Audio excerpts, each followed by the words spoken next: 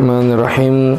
Rabbi israh li sadri wa yassir li amri wahlul 'uqdatam min lisani yafqahu qawli, amma ba'du. Assalamualaikum warahmatullahi wabarakatuh. Alhamdulillahilladzi ghamara safwata ibadihi bila ta'ifi taksisin taulan wa amtinana wa allafa baina qulubina fa asbahna bi ni'matihi ikhwana wa naza'al ghilla min sudurina fadilna fid dunya asdiqa'a wa ikhwana wa fil akhirati rufaqa'a wa khillana. Allahumma salli wa sallim wa barik ala rasulillah sayyidina wa maulana wa habibina Muhammadin wa ala alihi wa sahbihi wa man tabi'ahum bi ihsanin kaulan wa fi'lan wa adalan ila yaumil qiyamah. Amma ba'du. Hadratul muhtaramin, sahabat-sahabatku jamaah kajian rutin PT Sadinalen yang berbahagia, alhamdulillah hari ini dapat kembali berjumpa dan melanjutkan kajian rutin kita dalam kajian berbakti pada orang tua part 2 ya. Kita insyaallah akan melanjutkan kajian kita, di mana kajian sebelumnya kita belajar mengenai tentang kaidah berbakti. Yang pertama, bahwa birrul walidain lebih wajib dipahami orang dewasa daripada anak kecil. Ini sudah kami tekankan kemarin, karena kebanyakan kita selalu bilang kalau berbakti orang tua itu pelajarannya anak kecil begitu. Padahal kalau anak kecil itu nakal, orang tuanya dewasa, orang tuanya itu dengan mudah memaafkannya. Tapi kalau orang yang kayak kalian gini udah tumbuh dewasa, orang tua kalian udah mulai menua. Dan menua itu maknanya siklusnya akan menjadi kekanak-kanakan, kembali kecil. Dan di situ yang kadang-kadang kalau dulu kita kecil kurang ajar, orang tua kita mencoba memaafkannya, memahaminya. Sekarang gantian, malah mohon maaf, kebalikan, kita benar aja kadang-kadang masih membuat hati mereka menjadi merasa tersakiti. Dan itu sudah dijelaskannya. Kemudian yang kedua, ini merupakan amalan termulia di mata Allah. Nomor 2, setelah sholat tepat pada waktunya. Jadi nomor 1, sholat tepat pada waktunya. Kemudian birrul walidain, berbakti pada orang tua. Kemudian jihadu fi sabili, berjihad di jalan Allah. Jadi berjihad itu yang taruhannya nyawa nomor 3 teman-teman ya, nomor 3. Nomor 2-nya adalah berbakti pada orang tua. Kemudian yang ketiga, menjadi syarat diterimanya amal ibadah. Artinya antum mau sholat, mau sujud, sampai jidat bonyok, hidung pesek, gigi rontok, upil berantakan, kumis tak karuan, bulu ketek berterbangan melambai-lambai di atas awan. Pegang omongan Ustadz ini, kalian tetap tidak akan diterima amal ibadahnya. Kalau na'udzubillahi min dzalik ya, teman-teman, ternyata teman-teman ternyata masih durhaka kepada kedua orang tuanya. Kemudian yang keempat adalah kewajiban mutlak ya, selama tidak bertentangan dengan syariat Allah. Walaupun mungkin bisa jadi orang tua kita salah. Itu enggak contohnya yang Ustaz ceritain pada beberapa waktu yang lalu. Misal contoh, orang tua pingin kita tinggal di Samboja, padahal kerjaan kita ada di Balikpapan. Yang dilala di Balikpapan ada rumah dinas gratis, tinggal nempatin doang. Tapi orang tua minta, enggak nak, kamu tetap di Samboja. Logikanya harusnya orang tua tuh paham dong. Masa kita mau naik motor PP Samboja Balikpapan gitu kan? Samboja loh ya, kemarin yang adakan SEA Games itu ya. Apa namanya? Oh, Kamboja. Jadi teman-teman yang dimuliakan Allah, namanya Samboja. Tapi ya begitu, karena orang tua yang minta, ya udah ikutin aja, gak usah banyak gaya ya. Dan yang kelima adalah ini cara berbakti paling mudah untuk menuju surga. Ya teman-teman yang berbahagia, 5 item sudah kita jelaskan. Sekarang kita langsung masuk ke prakteknya. Gimana cara kita untuk berbakti kepada orang tua? Ustadz bagi menjadi 2 bagian.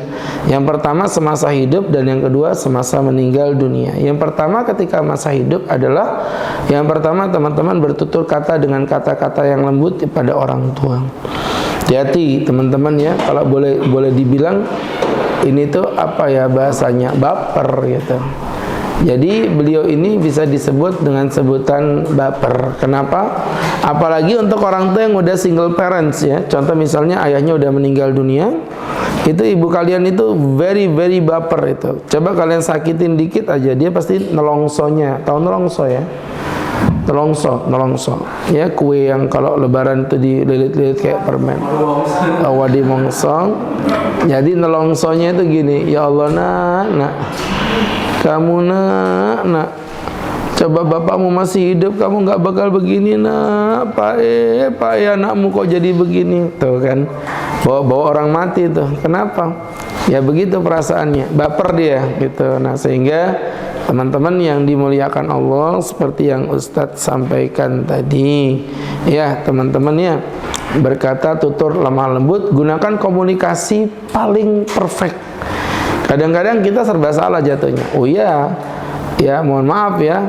Misalnya dipanggil orang tua, nak sini nak, kita jawabnya, iya bu. Ya Allah nak, dipanggil orang tuanya kok mulai ngegas gitu, berani bentak-bentak ibu. Nak sini nak, iya bu. Ya Allah nak, dipanggil kok nggak mau jawab, ibu ini bu mulu, kok kamu nggak jawabin ibu. Jadi kita tuh kayak kelihatan salah terus di hadapan orang tua kita. Nah, di situ kita gunakan komunikasi terbaik, tutur kata dengan kata yang lembut, walaupun tanda kutip mungkin kita didolimi. Ya mungkin kita disakiti, tetapi kita sabar ya. Pak Ustadz, tapi ini nggak logis ya. Sama nggak logisnya ketika mamamu di masa kamu kecil mau nyebokin kamu tanpa digaji. Ayo, di sini ada nggak yang mau nyebokin anak orang digaji pun saya kasih duit, belum tentu mau.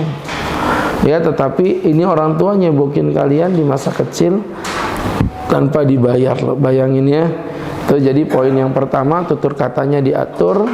Gunakan komunikasi terbaik kepada orang tua. Ya, kalau yang orang tuanya ada, sering-sering dikunjungi. Kalau orang tuanya udah misalnya di luar kota, maka sering-sering ditelepon atau minimal WhatsApp atau minimal video call. Seperti itu. Baik, kemudian yang kedua adalah membantu tanpa diminta. Ini teman-teman ya, menggunakan bahasa nonverbal. Dan ini seorang anak harusnya paham. Orang kalau cinta itu sensi biasanya, dia ngerti lah. Pasangannya kedinginan, dia ambilkan jaket. Ya, ngelihat anaknya, itu ibu-ibu waktu punya anak bayi, ya mereka nggak ngerti bahasanya bayi, tapi dia tahu nih bayi malam-malam bangun nangis, oh pasti lagi ngompol. Diganti dulu pampasnya dengan yang baru. Oh ini kelihatan lagi haus, padahal tuh si bayi nggak ngeluarkan kata-kata itu. Ya teman-teman ya, tidak ada keluar kata-kata sama sekali. Tapi faktanya ibunya paham, itu yang namanya bahasa cinta. Kalau udah pakai bahasa cinta, itu nggak pakai ngomong. Sama kayak Nabi Muhammad itu. Nabi Muhammad SAW ketika beliau melihat Ka'bah itu sebagai kiblat yang paling tua, kenapa kok nyembahnya? Dulu kan sholatnya menghadap Baitul Maqdis ya. Nabi Muhammad itu pengen dipindahkan ke arah Ka'bah, tapi kan Nabi nggak berani ngomong. Ini agama bukan agamanya Nabi. Nabi cuma sebagai pembawa risalah. Waktu itu Nabi nggak ada minta sama Allah pindahkan kiblat, ya Allah kayak ngatur Tuhan aja. Tapi Nabi waktu itu nggak ke langit begini. Jadi Nabi itu nggak ke langit gini aja. Itu Allah udah paham ya. Sampai turun ayat, qad nara taqalluba wajhika fis samaa'i falanuwalliyannaka qiblatan tardhaha. Dan aku sudah melihat mukamu yang dangak-dangak Muhammad ke atas langit, maka udah berpalinglah ke kiblat yang kau kehendaki. Ya Allah ya. Ya sama kayak Ustadz pertama kali nikah nggak paham. Kenapa nyuci piring kok kelontang. Sekarang udah ngerti, tinggal ambil HP, transfer duit 2 digit, kemudian nyucinya bakal pelan ya. Begitu caranya. Itu baju kotor kok nggak dicuci-cuci gitu, kenapa ini ya? Ternyata sudah saatnya beli baju baru. Keluar selesai, kita ajak ke si Sesa, udah. Itu baju yang bersih pun direndam semuanya ya. Ngerti maksudnya? Ya itu yang namanya cinta. Itu baju tetangga juga direndam semua sama dia, saking semangatnya. Itu kalau si Sesa, tapi kan ekspektasi doang, kenyataannya sisa-sisa. Jadi teman-teman yang dimuliakan Allah Subhanahu wa Ta'ala, ini menjadi pembelajaran untuk kita bersama. Maka walaupun beliau mungkin kode ya, aduh ibu kok lama nggak ke pantai, ajakin jalan ke pantai, walaupun beliau nggak minta. Ya Allah nak, coba Idul Fitri ini kamu bisa mudik ya, senangnya bisa kumpul bareng-bareng. Nggak ada kata-kata mudik lah, nggak ada. Tapi kalian sebagai anak harus punya jiwa yang sensi. yang sensitif kepada orang tua, apapun yang beliau minta kita iakan. Sekali lagi, apapun yang beliau minta kita kabulkan walaupun beliau nggak minta. Tanda kutip artinya dengan menggunakan bahasa kode-kode begitulah ya. Mungkin ibunya sering pengajian sama Ustadz Agus jadi pintar nyindir orang. Ya, seperti itu. Baik, kemudian yang ketiga, mengiyakan selama memiliki kemampuan. Jadi kaidahnya gitu aja. Kecuali kalau nggak mampu ya. Tapi kita mengoptimalkan. Kalian pernah dengar nggak ada orang yang di dunia dia sangat hina, tapi ternyata di langit dia sangat viral, terkenal di kalangan penduduk langit. Siapa dia? Uwais Al-Qarni. Namanya aslinya Uwais. Qarni itu nama daerah Qarn di daerah Yaman Utara ya. Jadi beliau ini di dunia Masya Allah sudah miskin, kere, udah gitu badannya ada kusta. Tahu kusta ya? Ada lagunya itu, tiada kusta di antara kita.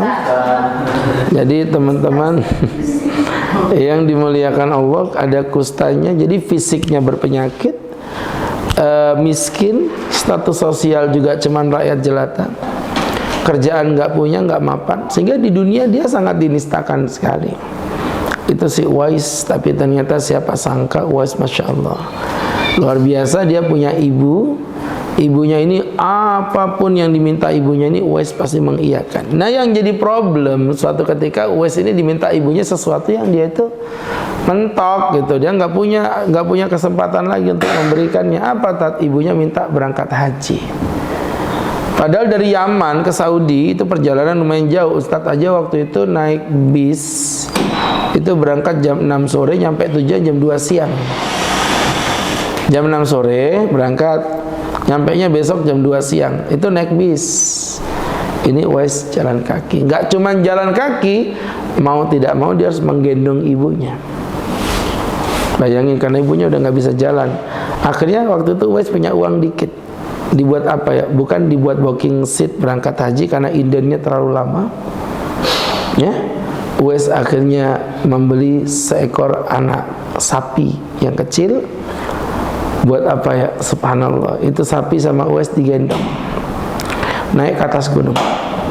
Tiap hari dia naik turun sekian kali, besoknya lagi begitu. Nah anak sapi ini makin besar, gendong lagi, naik turun. Anak sapi ini makin gemuk, makin besar. Dan Uwais punya kekuatan yang makin luar biasa. Ternyata dia lagi latihan gendong mamanya. Jadi dia gendong sapi dari kecil sampai sapi itu akhirnya tumbuh besar dewasa, udah punya KTP 17 tahun plus. Ya. Jadi teman-teman udah pakai baju abu-abu putih gitu, ya. Jadi teman-teman yang berbahagia, yang dimuliakan Allah Subhanahu wa taala. Apa yang terjadi, sahabat-sahabatku yang berbahagia? Disitulah akhirnya Uwais berkata, "Ibu, sudah saatnya saya mau antar ibu ke Mekah." Jadi digendong teman-teman. Udah Uwais jalan kaki karena dia nggak punya kendaraan, dia orang miskin. Jalan kaki dari Yaman menuju ke Makkah Al-Mukarramah. Kalau tadi Ustaz bilang naik bis aja dari jam 6 sore, 7, 8, 9, 10, 11, 12, 1, 2, 3, 4, 5, 6, 7, 8, 9, 10, 11, 12, 1, 2, 10, 20 jam perjalanan. Itu naik bis loh, itu loh. Itu naik bis teman-teman. Kebayang si Uwais waktu itu jalan kaki. Dan itu pun Ustaz masih ingat perjalanan itu kita naik turun gunung gitu. Waduh, itu tuh gunung tinggi sekali. Kita lihat kanan dan kiri, subhanallah. Ternyata banyak pohon cemara. Itu lagu. Ya. Nah, kiri kanan kulihat saja. Ya. Ini padang pasir, gunung cemara dari Hong Kong. Ya. Nggak ada apa-apa. Jadi kami waktu itu Masya Allah, Ustaz masih ingat sekali tuh.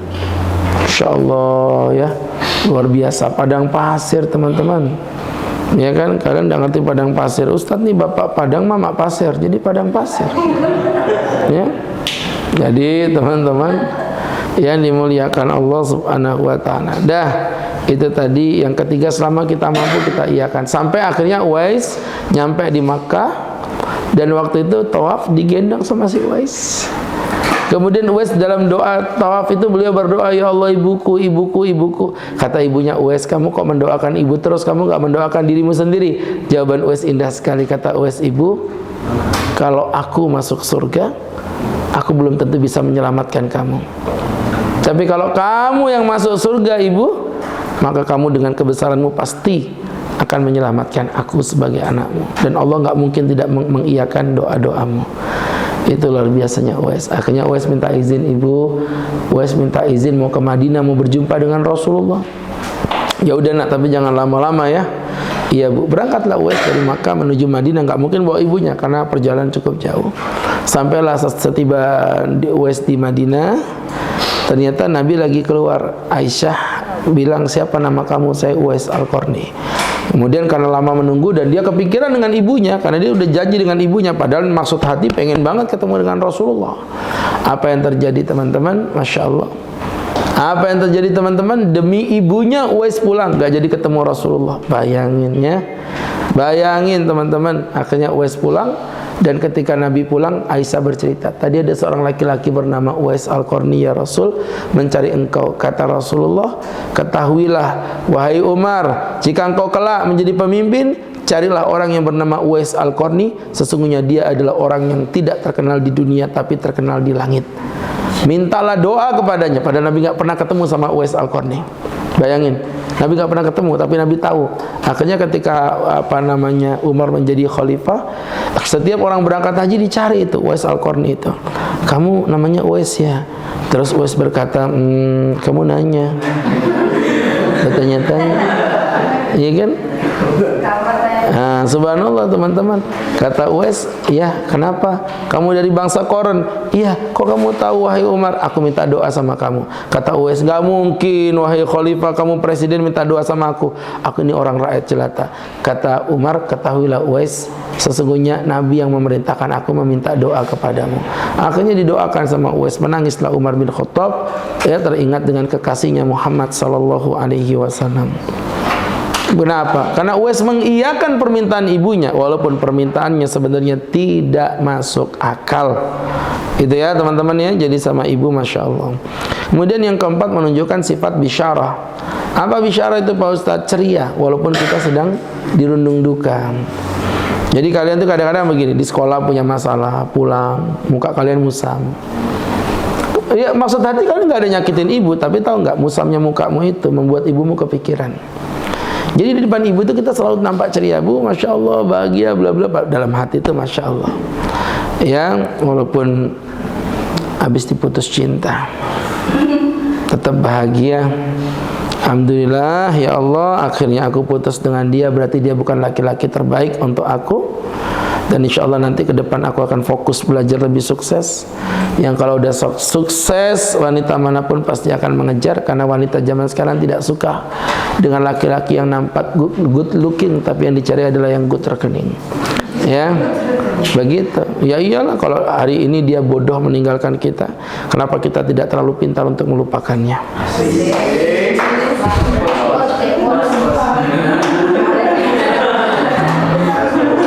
Iya, boleh jadi quote, jangan lupa dicolok @AgusKhairulhuda 1 ya. Jadi teman-teman, itu sifat bisyarah itu begitu. Jadi memunculkan aura kegembiraan. Ya seperti artis. Artis itu kalau udah tampil di TV, kalian pikir mereka itu kan hidupnya kayak bahagia tuh, ngakak-ngakak di TV. Coba lihatin tuh artis-artis kalau lagi talk show, mereka kayak gembira. Padahal tuh hidup mereka menahan batinnya tuh luar biasa. Problematika mereka juga cukup banyak, nggak dikit. Jadi mereka harus profesional. Nah begitu pula kita dengan orang tua kita, sama saja. Tunjukkan sifat bisyarah, kegembiraan, kebahagiaan di hadapannya walaupun kita sedang dirundung duka. Kemudian berikutnya, memberi hadiah. Ini kelihatannya remeh ya. Hadiah itu nggak perlu mahal teman-teman. Yang penting jangan murah. Ya. Kok sama gimana sih kan? Kan ada perkara itu yang sedang-sedang. Kalian gimana sih? Sekolah bertahun-tahun kok nggak pinter-pinter ya? Hadiah itu nggak mesti mahal. Maksudnya apa? Nggak usah mobil Fortuner, mobil Land Cruiser, nggak usah. Tapi jangan murah. Kau belikan mamamu mobil odong-odong. Jangan yang sedang-sedang, ya mobil-mobil biasa. Kalau nanti udah mampu tentunya ya. Nggak usah haji yang mahal, yang elit, nggak usah. Misalnya cukup umrohkan orang tua. Begitu maksudnya, yang sedang-sedang saja. Ya teman-teman ya, kadang-kadang begini, banyak hal yang kita itu kelihatannya kayak remeh, tapi itu sesuatu banget di mata orang tua kita. Contoh ya, ada anak malam-malam datang bawain makanan kesukaan ibunya, rawon misalnya. Emang rawon itu kan kalau dimakan seger gitu kan, pakai dia keluaknya itu kental gitu ya, kena daging tuh yang kenyil-kenyil gitu. Kemudian nasinya hangat ditumpahin, campurin kecamba ya kan. Ada bawang goreng kering, kriuk-kriuk gitu ya. Pakai diperes jeruk nipis yang kecut, di mulut itu cetar begitu ya Allah. Kerupuknya kerupuk udang, minumnya es degan. Ya telur asin dibelah dua. Makannya di pinggir pantai. Kena tsunami meninggal dunia. Ya Allah, ya jadi gitu ya teman-teman ya. Yang ringan loh, rawon loh berapa harganya? Paling 20.000, tapi itu bisa nyenengin hati ibu. Kalian itu kan bayangannya kalau ngasih hadiah ke orang tua tuh misalnya emas, enggak usah. Ya teman-teman yang kira-kira beliau suka. Contoh misalnya mohon maaf ya, ibunya ketepatan misal contoh ketepatan ibunya itu suka sekali makan ayam bakar. Maksud Ustaz tuh bisa nggak sesekali, nggak usah apa-apa bu, kita jalan-jalan kemana nah, udah ikut aja bu, gampang aja. Toto kita bawa ke tempat ikan bakar kesukaan dia, itu nyenengin hati. Yang dipandang sama dia bukan ikan bakarnya, tapi care-nya, perhatian antum kepada orang tua, itu akan nempel di hati beliau ini ya. Seperti itu sebenarnya kayak ya sama aja kayak ada Ustadz misalnya dibelikan Holland Bakery, Ustadz itu lo bisa beli sendiri, tapi ini ada cinta di balik kotak, ada cinta yang tak dapat terdeteksi dengan akal manusia. Cinta itu meraung-raung di dalam jiwa, menusuk-nusuk di dalam pembuluh darah. Romantis Ustadz, asam urat keles ya, menusuk-nusuk dalam pembuluh darah itu kan cenut-cenut ya. Jadi teman-teman yang berbahagia, yang dimuliakan Allah. Kemudian yang berikutnya adalah tidak menyakitinya secara psikis. Maksudnya apa? Contoh, menyanyiakan kerja keras orang tua. Ibu sih coba dulu tuh aku disekolahin di sekolah luar negeri, no kayak teman-temanku pada kaya semua, gara-gara ibu sih aku jadi nggak kaya. Ibu sih aneh, milih suami kayak bapak pengangguran, malas. Coba nyari suami itu yang kaya, yang duitnya banyak begitu. Nah, ini kata-kata gitu tuh kayak menyia-nyiakan kerja keras orang tua kita. Hati-hati teman-teman ya. Itu kalau udah kayak gitu tuh nyakitin perasaan. Walaupun kelihatannya kayak remeh ya. Kalian dulu pernah dengar ceritanya sih, siapa itu namanya? Alqamah. Alqamah ini seorang laki-laki ahli ibadah. Jadi seorang laki-laki ahli ibadah bernama Alqamah. Nah Alqamah itu kan seorang laki-laki. Jadi ketika dia itu beribadah, si Alqamah ini tadi dia kan ahli ibadah ya. Dia itu adalah diceritakan seorang laki-laki. Oke, sudah. Jadi waktu itu Alqamah ini kan ahli ibadah ya. Nah ketika Alqamah itu menjadi seorang laki-laki gitu kan, Allahu Akbar. Jadi laki-laki itu bernama sudah laki-laki itu adalah seorang Alqamah yang mana dia merupakan ahli ibadah. Baik, begitu ceritanya. Kemudian berikutnya, jadi teman-teman, maksudnya apa Alqamah ahli ibadah itu Pak Ustadz? Jadi gini, waktu itu Alqamah itu kan gemar beribadah, pulang-pulang dari tempat ibadah dia membelikan 2 baju, satu buat istri, satu buat mamanya. Kan baik Alqamah itu, keren ya. Tapi ada 2 warna, ketepatan satu dikasih ibunya, pulang ke rumah kasihkan istrinya, ini deh bajunya buat kamu. Ya Allah ayah, kamu kan tahu ayahku nggak suka warna ini, aku tuh sukanya warna itu. Astagfirullah, yang itu sudah aku kasihkan kepada bapak atau ibu.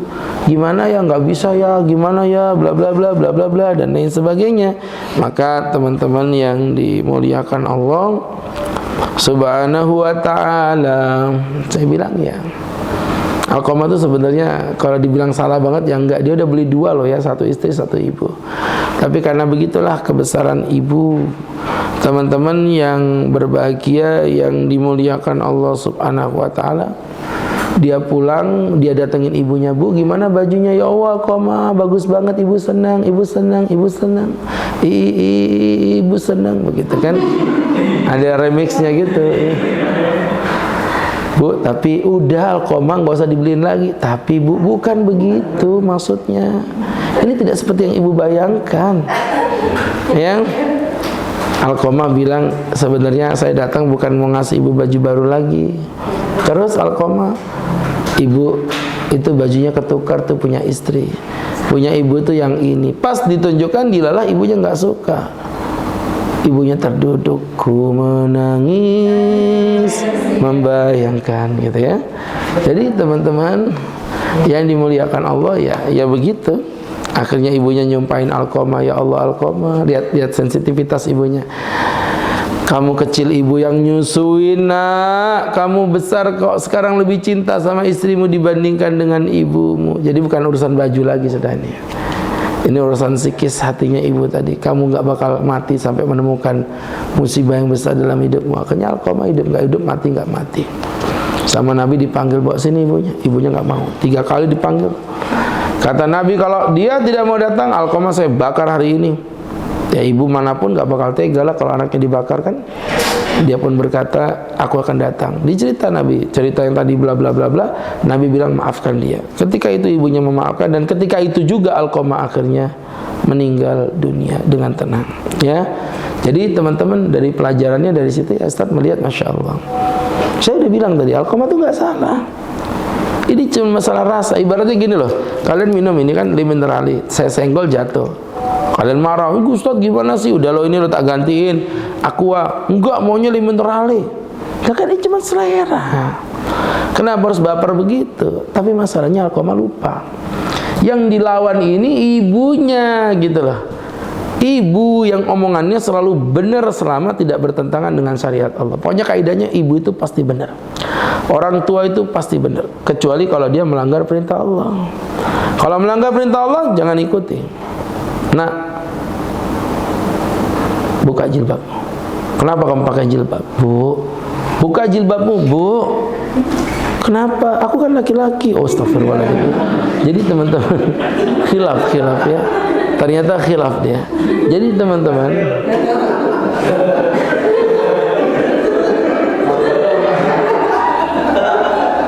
kirainnya ibunya suruh buka jilbab, ternyata laki-laki dia. "Oh iya Bu, maaf aku khilaf Bu." Ya. Jadi teman-teman yang dimuliakan Allah Subhanahu wa taala, itu tadi ya teman-teman, kalau pagi namanya Zaini, kalau malam namanya Zainab. Kemudian yang terakhir merawat di saat usianya udah mulai tua renta. Ini mantap ini, serius. Dan saya pernah merasakan. Untuk bapak saya nggak ngerasain, bapak itu meninggal langsung, sakit sebentar meninggal. Tapi kalau untuk ibu itu saya sempat merawat beberapa tahun ya. Walaupun saya tidak merawat secara langsung, ada istri saya, ada kakak perempuan saya, tapi saya ikut untuk berjibaku lah untuk gimana mengikhtiarkan sebuah pengobatan. Kita upayakan semampu kita. Ya, masalah Allah memanggil ibu ya berarti itu udah qadarullah.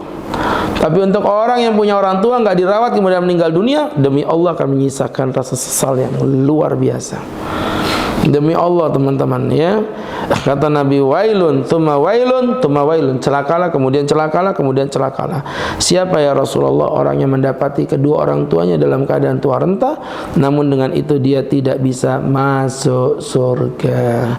Ya, naudzubillah. Itu poin pertama, kalau orang tuanya masih hidup, udah kita tuntaskan. Sekarang bahas yang kedua. Kalau orang tuanya sudah meninggal dunia, apa yang harus kami lakukan Pak Ustadz? Ada beberapa perkara. Apa saja? Yang pertama, apa saja? Ada yang pertama. Apa saja? Yang pertama, catat penting ini. Ya, senang saya ngeliat orang ini.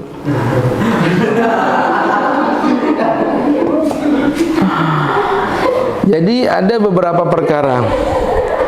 Nah itu kayak sebenarnya kayak mirip kayak Roma itu loh. Yang ini apa namanya? Ting ting ting ting ting ting gitu loh. Jadi ada komunikasi. Jangan Ustaz terus yang ngomong, ya. Jadi yang pertama adalah mendoakannya. Jadi didoakan teman-teman. Ya, ketika orang tua sudah meninggal dunia nggak minta apa-apa lagi. Ya masalah kalian mau ngerawat kuburannya, kuburan dicat, itu ya bagus-bagus aja, tuh keindahan lah. Tapi bukan itu. Ini enggak, dia orang datang ke kuburan bawa arit, bawa celurit, bersihin rumput, tok kerjaannya, tapi enggak pernah doakan orang tuanya. Didoakan ya. Teman-teman yang dimuliakan Allah Subhanahu wa taala, didoakan orang tuanya. Walladzina ja'u min ba'dihim yaquluna rabbana ighfir lana wa li ikhwanina alladzina sabaquna bil iman. Mereka lah orang-orang yang tiba setelahnya, mereka mendoakan pendahulu-pendahulu mereka, ya Allah ampuni dosa kami dan dosa orang-orang yang telah mendahului kami dengan keimanan. Masya Allah ya. Doain orang tuanya. Al-Hasr ayat yang ke-10. Kemudian yang kedua, melakukan pemulasaraan terhadap mayatnya. Jadi teman-teman, kalau orang tua meninggal, kalian yang turun tangan. Jangan cuma nangis di pojokan, gak ada faedah. Yang memandikan orang tua kita, ya gimana tetaplah lebih nyaman kalau anaknya sendiri ya. Makanya pernah saya masuk ke rumah sakit Restu Ibu, waktu itu almarhum bapak yang masuk ke ruangan VVIP. Kalian tahu VVIP itu? Ada tempat tidurnya sendiri, ruang tamunya sendiri, ruang masaknya, kayak apartemen lah. Di Restu Ibu itu. Zaman itu satu hari 1,5 juta. Zaman itu, kalau sekarang mungkin udah 5 jutaan itu ya. Jadi teman-teman yang berbahagia, ada pramugari, ada perawat yang juga dikhususkan jagain dia. Satu kamar 1 orang, 1 perawat itu. Ya, tapi tetap aja keluarga yang nungguin. Karena gimana enggak nyaman lah kalau orang lain ya. Sama kayak Ustadz waktu di Siloam itu, pagi-pagi ada perawat muda-muda datang, Pak permisi, apa mau diseka? Saya tolak lah, kan ada istri ya. Jadi teman-teman, maksudnya kan ada istri ya, istri lah yang ngurusin saya, ngapain juga itu perawat ngurusin saya, ceritanya gitu. Pasti otakmu udah kemana-mana kan. Aku benci pikirannya. Maksudnya itu karena ada istri, ya istri aja lah yang ngerjain, kan istri ada gitu. Jadi seperti itu. Kamu nyumpahin istriku meninggal? Ngajak kalah orang ini. Jadi teman-teman yang dimuliakan Allah Subhanahu wa taala, itu tadi yang berkenaan dengan pemulasaraan ketika orang tua meninggal dunia. Kemudian yang ketiga, membayarkan hutang-hutangnya. Jadi kalau memang almarhum meninggal dunia, punya tanggungan utang, dibayar. Nafsul mu'min mu'allaqatun bidaini, jiwa seorang mukmin digantung dengan hutangnya. Tat, itu bayarnya pakai apa, Tat? Ya pakai uang almarhum bapak Anda. Kan udah dibagi warisan Pak Ustadz. Haram membagi warisan. Saya ulangin lagi, haram membagi warisan atas harta yang belum dikeluarkan hutangnya. Anda tahu bapak Anda punya hutang, Anda bagikan itu harta warisan dan Anda lunasi hutangnya terlebih dahulu.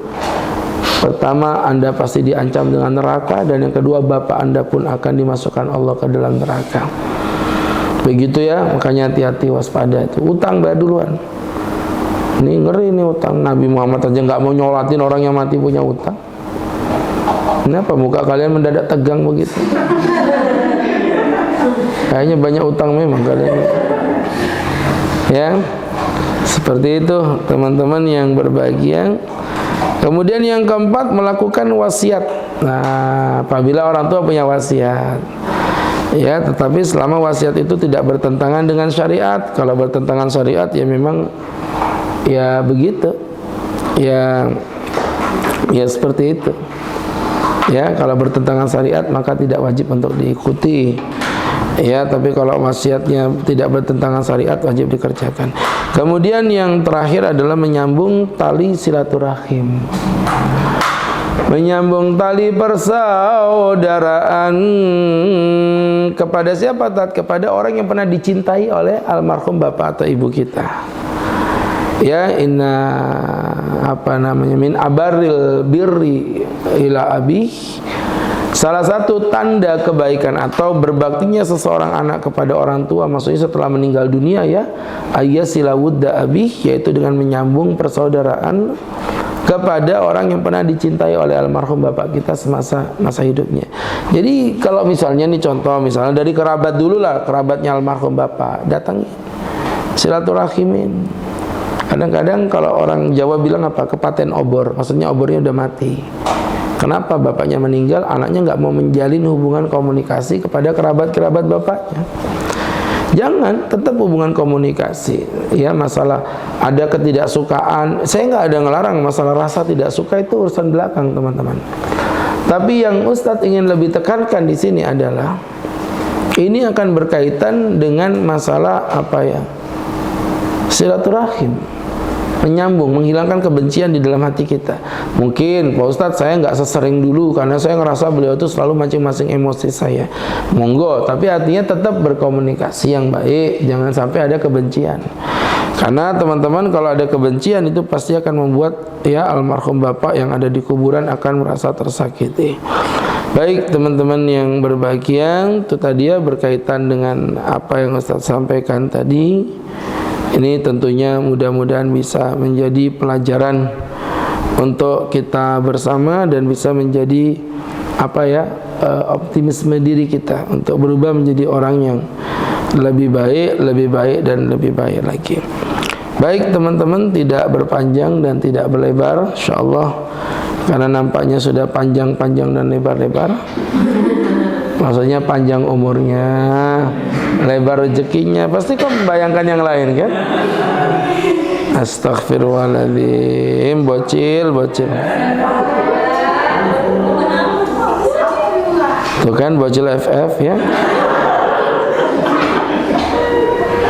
Baik, silakan kalau ada yang mau bertanya.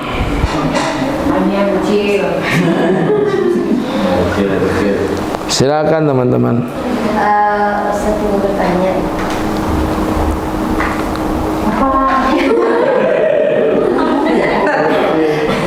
Pertanyaannya antara taat, kan kalau sudah menikah taatnya ke suami dan juga tentunya ke orang tua juga. Ketika seorang istri itu sedang hamil nih, pasti kan ada jarak antara rumah yang diceritakan tadi antara Samboja dengan Berpekan gitu kan Ustaz. Nah pertanyaannya adalah orang tuanya ini membebaskan aja si anaknya untuk menjenguk atau tidak, tapi selalu diberi kode untuk dijengukin gitu. Nah ketika si istri ini hamil, si suaminya ini punya komitmen untuk tidak membolehkan dulu istrinya untuk mendatangi orang tuanya. Terus nah pertanyaannya, apakah yang seperti ini diikuti atau bagaimana? Jadi begini, ini kita ngomongin hukum dulu. Kalau secara hukum, ada hadis menceritakan, ya Rasulullah, siapa orang yang paling ditaati suami setelah dia menikah? Kata Rasulullah, ibunya. Kemudian ditanya lagi, dan siapa orang yang paling wajib ditaati perempuan setelah dia menikah? Kata Nabi adalah suaminya. Jadi seorang wanita itu jauh lebih wajib taat kepada suami dibandingkan kepada orang tuanya. Tapi ingat juga bahwa seorang suami juga punya kewajiban taat kepada mertua. Jangan lupa, ada kewajiban taat pada mertua. Sehingga berangkat dari situ, kalau menurut saya ini tergantung keadaan, sehingga bisa dijas. Maksudnya keadaan si istri ini dengan kondisi hamilnya ini gimana? Kan suami biasanya paham. Wanita tuh kadang-kadang kondisinya beda-beda. Kayak istri saya tuh alhamdulillah kalau hamil tuh nggak kelihatan orang hamil. Dia semangat aja, aktivitas masih jalan. Nah ada juga beberapa perempuan kalau hamil tuh mohon maaf kalau sakit dikit bisa keguguran. Nah kalau memang alasannya jelas masuk akal, maka suami kemudian melarang, saya nggak izinin kamu deh pulang dulu. Ya saya pikir itu omongan suami benar gitu. Nah tinggal nanti cari solusinya, mungkin dengan video call kah, atau mungkin dengan telepon-teleponan dulu kah. Kenapa? Ya tadi dikarenakan kondisi hamil ini ditakutkan Pak Ustadz, karena istri kemarin waktu hamil pertama keguguran. Itu gara-gara banyak aktivitas. Nah yang seperti itu kan wajar ya. Tapi mohon maaf teman-teman, kalau misalnya nggak gitu-gitu amat, setahu saya sih amat aja nggak kayak gitu kan. Ya begitu.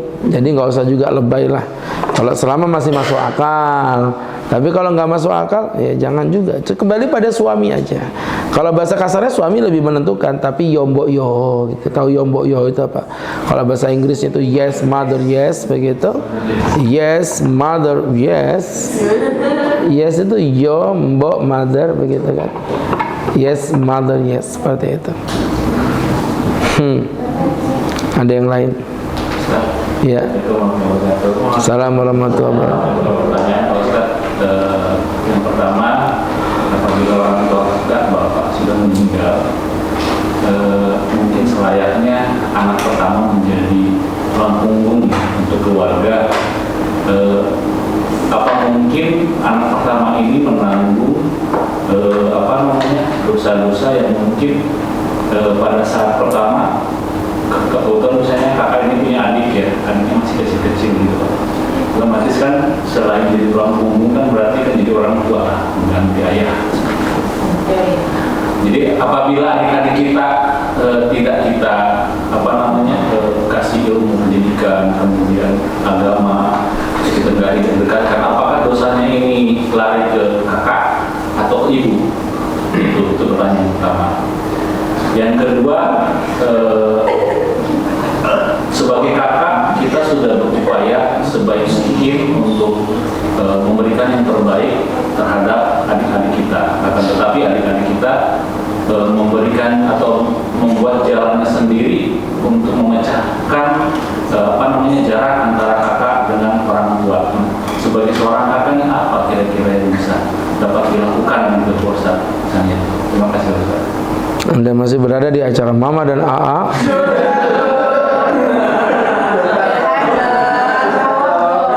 Jadi gini teman-teman, simple aja ya. Pertama, tidak ada tanggung-tanggungan dosa, itu nggak ada di Islam. Itu pemahamannya orang-orang Yahudi atau orang Nasrani gitu ya, dimana Yesus datang untuk menebus dosa manusia.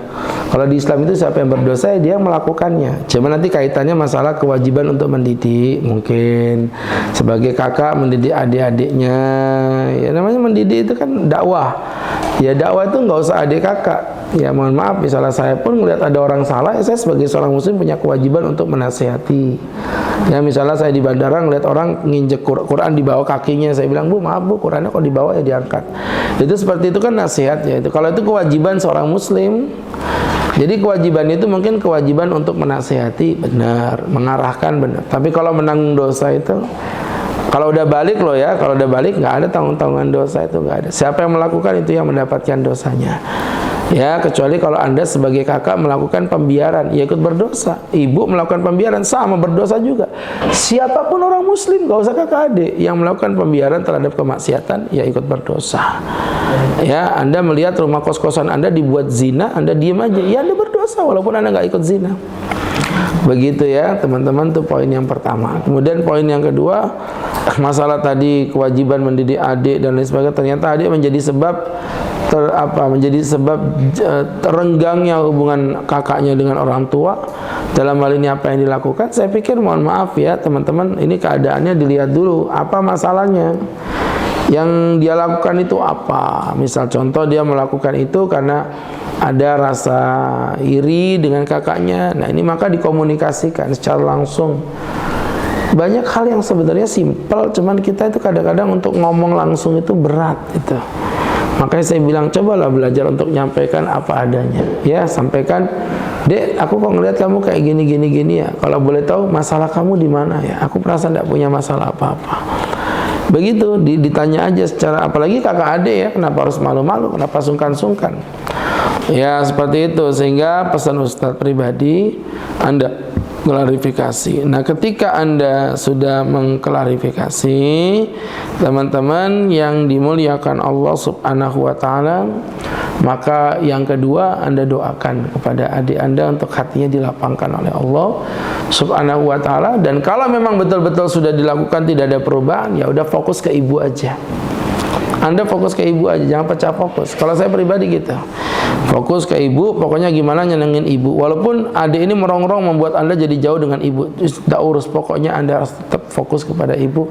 Kirimin makanan, kirimin apapun yang dia suka. Seperti itu, wallahu a'lam bishawab. Baik, satu terakhir boleh?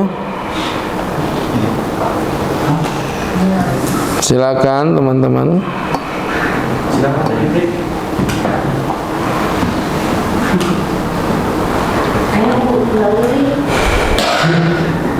Silakan teman-teman. Silakan teman-teman. Ya.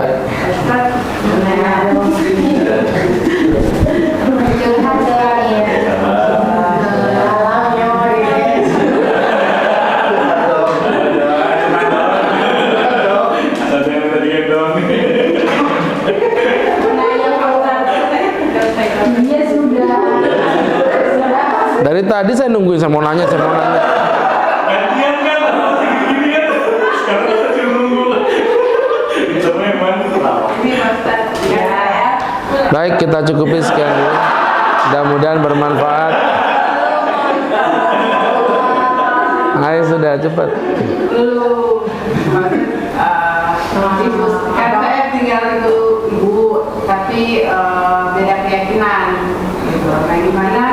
Sedangkan saya mualaf. Jadi gimana caranya saya ke orang tua saya, tandanya dia doain kak.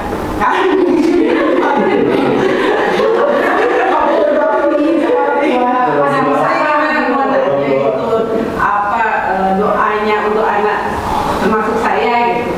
Kan beda keyakinan. Lintas. Iya paham. Pertanyaannya itu kan ya sebenarnya simpel aja. Pertanyaan itu Pak Ustadz, saya dengan ibu beda keyakinan, bagaimana cara saya berbakti kepada orang tua yang berbeda keyakinan, gitu aja.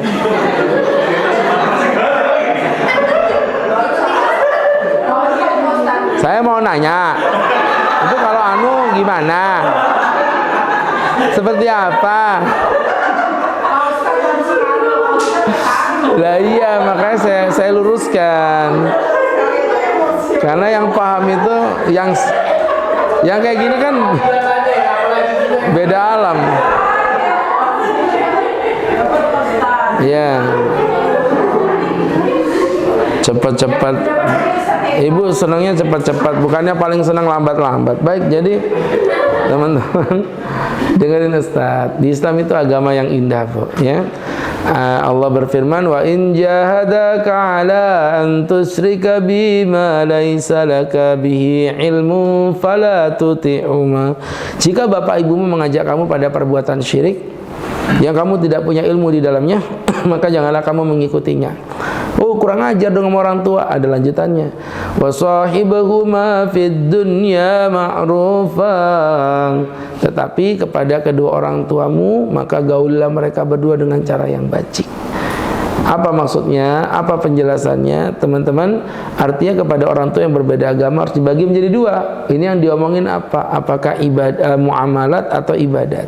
Kalau dalam ranah muamalat ya sama kayak orang tua muslim. Sakit, rawat, nggak bisa berdiri gendong, nggak bisa makan suapin, nggak bisa BAB bahkan cebokin. Pokoknya sama dengan orang tua muslim. Cium tangannya, hormati, bahasa yang santun yang kita pelajari sama. Itu kalau dalam ranah muamalat. Tapi kalau dalam ranah ibadat nggak bisa. Konsepnya lakum dinukum waliyadin. Orang tua nyuruh Anda misalnya, udah kamu balik lagi ke agama kamu sebelumnya. Ya dengan lembut kita katakan, maaf Bu, ini tidak bisa, ini masalah keyakinan dan saya udah yakin dengan keyakinan Islam saya. Dia omongin baik-baik. Ya seperti itu. Tapi dalam ranah ibadat, Masya Allah, tetap harus baik teman-teman ya. Jangan jadi simbol keburukan Islam. Habis masuk Islam makin kurang ajar sama orang tuanya bilang ya Allah. Kok ya Allah, kan Kristen. Tuhan Bapa, Tuhan Mama, dodoe, haleluya, halilintar, ya kan? Kepada Tuhan Bapa yang di surga. Itu seperti itu ya. Akhirnya dia bilang, aduh gimana ya anakku kok begini. Padahal nggak ada Islam nganjurin benci sama orang tua yang non muslim. Yang ada malah dianjurin wasahibahuma fid dunya ma'rufah. Gaulilah bapak mamamu di dunia itu secara bajik dan secara baik. Baik teman-teman yang dimuliakan Allah, tidak berpanjang, tidak berlebar ya.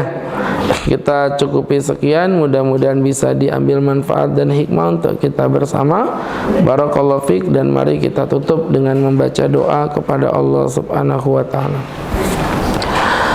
آمين آمين الحمد لله رب العالمين حمدا وافي نعمه ويكفي مزيده يا ربنا لك الحمد كما ينبغي لجلال وجهك وعظيم سلطانك اللهم صل وسلم وبارك على رسولك سيدنا محمد في الأولين والآخرين وفي كل وقت وحين في الملأ الأعلى إلى يوم الدين اغفر ذنوبنا واستر عيوبنا ونور قلوبنا ووجهنا بنور الإيمان لا تدع لنا ذنبا إلا غفرته ولا عيبا إلا سترته ولا حاجة إلا هديت ولا من إلا فرجته ربنا آتنا في الدنيا حسنة في الآخرة حسنة وقنا عذاب النار وصلى الله على سيدنا محمد نبي الأمي وعلى آله وصحبه وسلم وارزقنا له المتابعة له ظاهرا وباطنا يا أرحم الراحمين بفضل سبحانك ربك رب العزة عما يصفون سلام على المرسلين والحمد لله رب العالمين.